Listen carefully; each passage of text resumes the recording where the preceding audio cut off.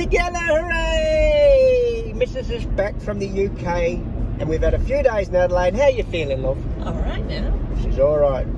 Not too jet lagged at all. We beat Mr. Lag, Mr. Jet Lag. So, we're going somewhere we've never been before. We're going up to north of Adelaide. We're going up to the Gun Barrel Highway, and from the Gun Barrel Highway, we're going to go to Uluru again. We've been to Uluru, but we're going to get the bikes off and ride around Uluru this time. And then we're going to go to the Great Central Road. Coober Pedy first. We haven't been to Coober Pedy, have we? No. And then from Great Central Road, it's to Kalbarri. We'll end up at Kalbarri again. So if we were to do it in one go, it would be 46 hours, but we're going to take 3 weeks, about 3 weeks. So looking forward to that too, because at the moment we're in the city and we're keen to get out. Mrs. has enjoyed the time here. It might just be nice. Brighton Beach is quite nice. Yeah, and Adelaide's a little capital city, not like some of them where it's too busy. Although we don't really go into Adelaide, do we? Surrounding area. We haven't been in the Adelaide city this time, no. Just sort of hung around Brighton Beach. So, there you go. We'll bring you some footage of the next stage of our journey. Up the centre of Australia, and then turning left. And hopefully we can get rid of winter clothes. Ah, yes. A bit of warmth. That'd be nice. A bit of warmth. M2, and then you look Port Wakey. Port Wakefield. That's where we're heading. We're in the city to Port Wakefield. Wakey. That's where you've been. Wakey. Wakey. Wakey, lass.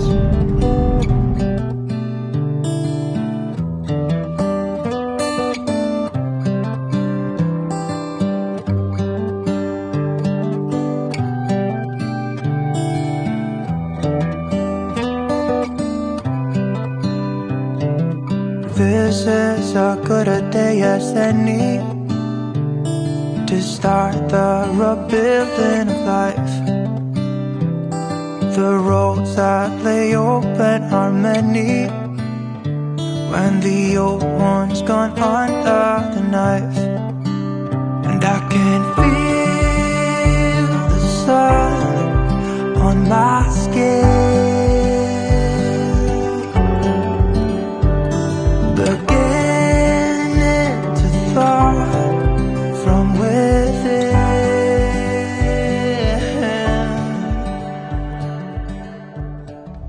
So, Mrs., we've just had a windscreen replaced.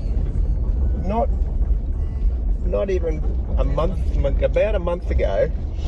So you get one every year with your insurance, and we've just gone past a truck, and guess what's happened? We picked up another chip. So we just stopped, and we're going to put a little patch on it that we got with the last windscreen. So yeah, one of the hazards of being on the road. So this is our little stop. We're just south of Pimba on the way up to Coober Pedy. Wouldn't be a bad overnight camp. No toilets though, but yeah, we'll get this chip sorted. You can see what it looks like there. And that's all it is, a little sticker that goes over it. It won't stop it spreading, but supposedly help with the repair if we get a repair done. It doesn't get too big. There you go. 1 month old. You and I till the end, don't need to pretend again and again, we'll stick together. Everything is alright with you by my side. We won't say goodbye, we'll stick together.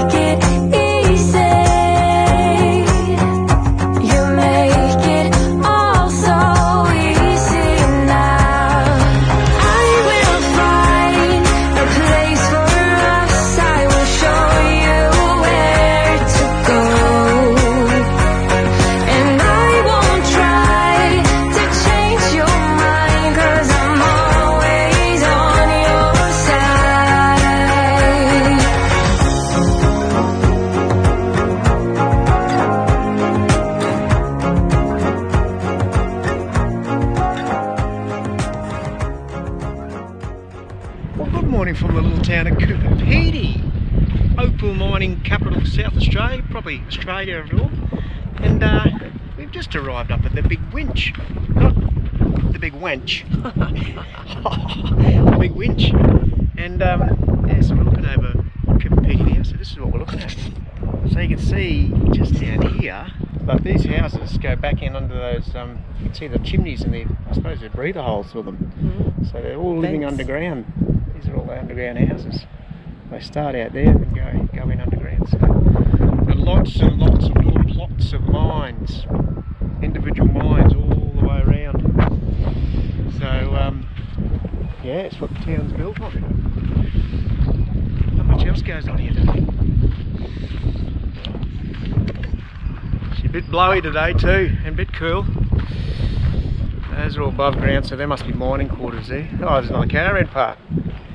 The old timers mine. And yeah, we're just going up to the big winch to have a look. So when you finish with your car, you just bring it there, or your bus. The comfort in, so that is all underground in that old timers mine. Right, we're going to show you the big winch.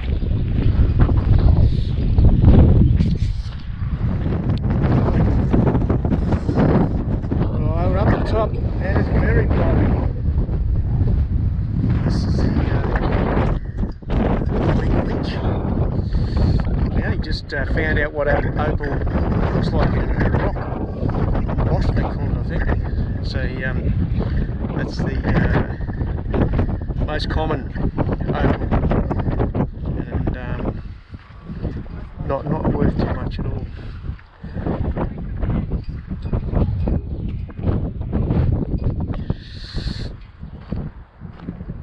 Yeah, there you go. Big winch story. There's some eccentric characters here. Claws, worries.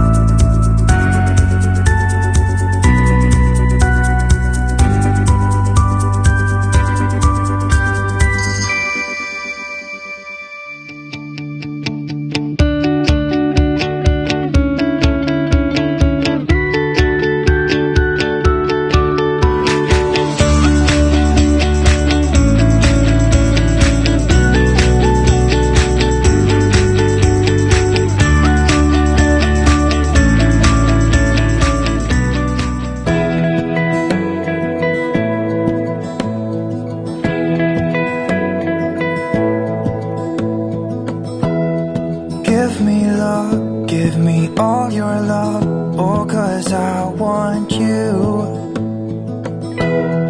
No one else makes me feel this way, don't know what you do. Hold my hand, could you hold my hand, look me in the eyes. You and me. So we're just shaping a new stone. This is Trevor from the Opal Cave in Coober Pedy. We found a stone. Out of all of those, Trevor's found one with a bit of colour in it. Yeah, it takes off the rock. Yeah. That's up. So it looked like that initially. Let's see what it looks like at the end. So that's your rough shape. It's going to change from that, of course. I've just got to smooth the back out a bit now.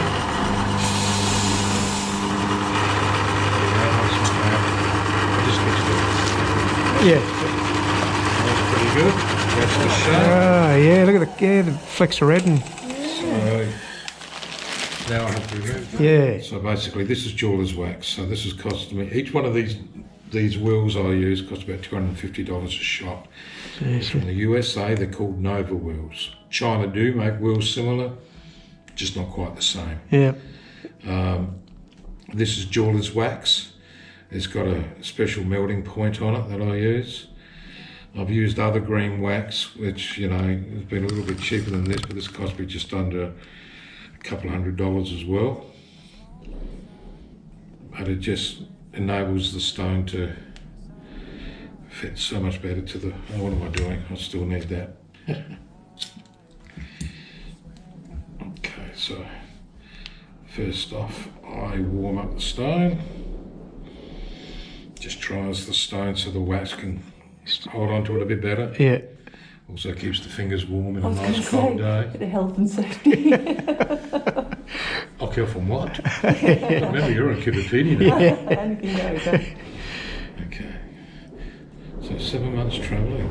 You lucky ducks. 14, yeah. 14. 14. Yeah. It's yeah, it has been a privilege and a pleasure. Oh, what a great country to travel in, though. Oh, yeah. Yeah. Okay, bit of a spin. So what's that for? The wax. That's so I can control what I'm doing next. Ah, right, yep. So what I have to do now is get the shape right and then cut the dome.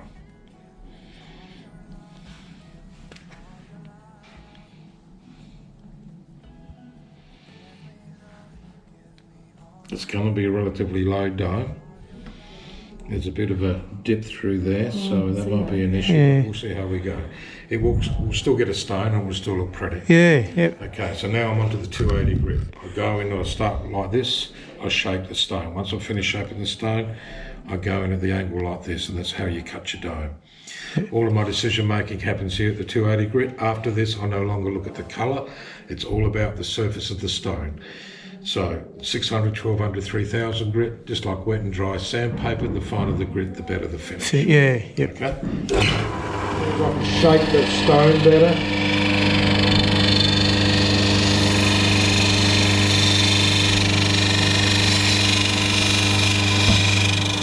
So that shape's not too bad. Okay, come at the angle now.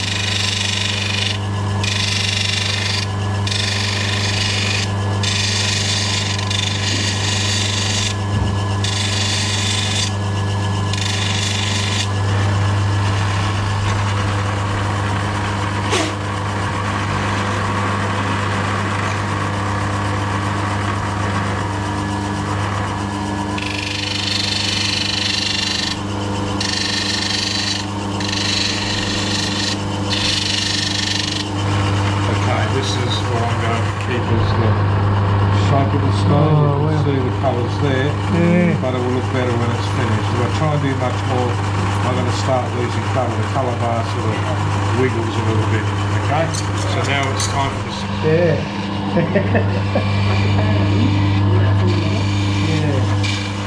Good, I got it out. There's a little dead spot on the side, but I'm not going to take any more. We'll try and get it out because we'll start losing some size in the stone. So, down to the 1200, and now literally I spin the stone by putting my finger on Opal on the finger like that, thumb up there, fingers, and then I literally turn and spin the stone on the wheel like that. You can actually hear the stone on the wheel.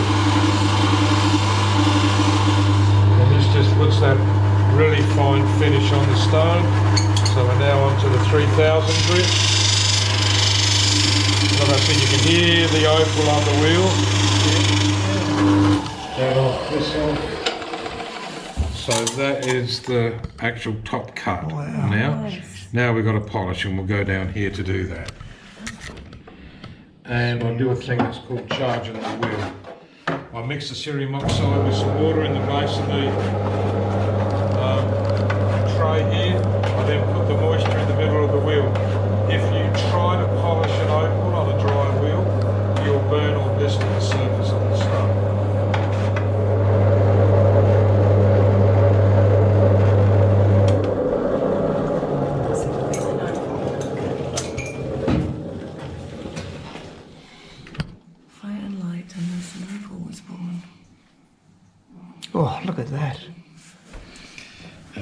come off the stone, off the dop stick. So I'll hand it to you to have a look at, and then I'll get it back to cut the back. So there's your stone. It's pretty. So grab that. You It's look at that would little look rock so there. nice in a bracelet. I'm getting hints already.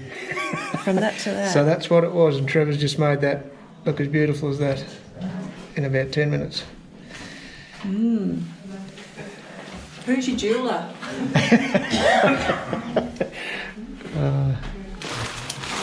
So now I'm going to cut the back. Now, because of the type of, I can do a decent cut on it. Just your typical back cut. It actually hasn't come up too bad. It just you just found it in the ground, what, Yeah. 2 hours ago, whenever it was. Yeah. I actually had a young girl. She found some opal at the Noodling pit, the old timers mine. Yep. That long, that thick, that wide. Sorry, that thick. Beautiful colour. Yeah. Cut the stone for it. Dad paid me the $30. About $450 worth she walked out with. That was so cool. Yeah. So cool.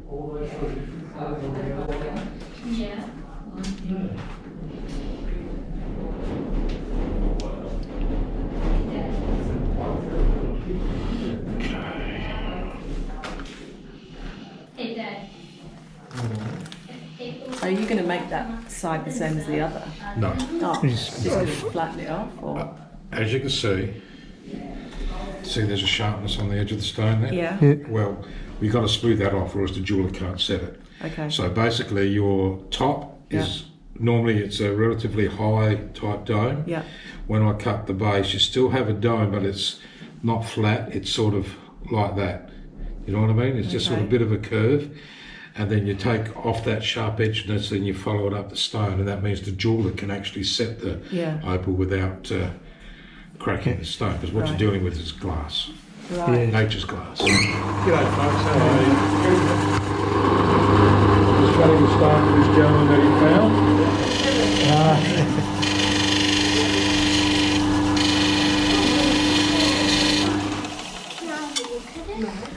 Hello. We've got some more people here. Yeah, hello, nosy today. Oh, that's okay, you're allowed to be. It's actually part of your job description. How many questions can you ask in 5 minutes? So what I've just done there, this man has found some opal. A lot of opal. A lot of it was potch opal, so opal with no colour, but he did have one stone that I was able to clean up for him.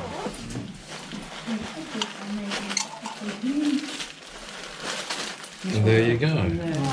That's your finished stone. There you are. Thank you. I want to search for another one. That's what we're going to do tomorrow, sweetie. Can we just Well, can I tell you a story how we found this? So we were at the sign yesterday where they on the way into Coober Pedy, the big truck. Yeah. So we pulled up there for a photo.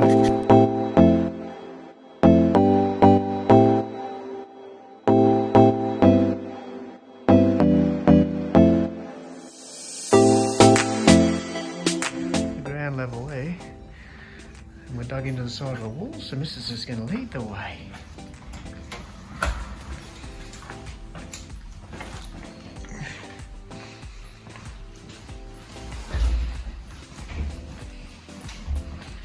We are now underground.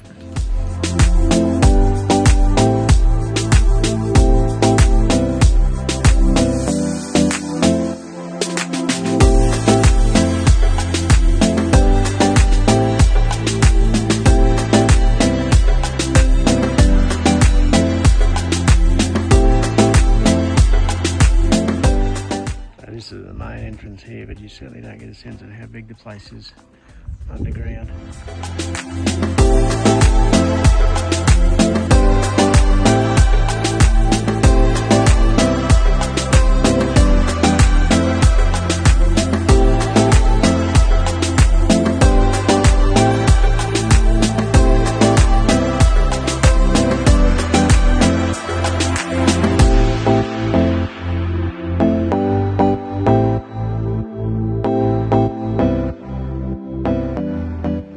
this the underground shaft and runs all the way underground to the Angel. We're about to go and have a look at it.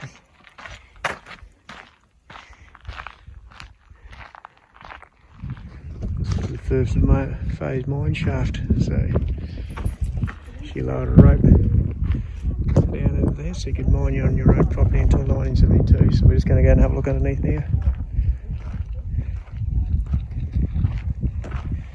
This is the entrance down here.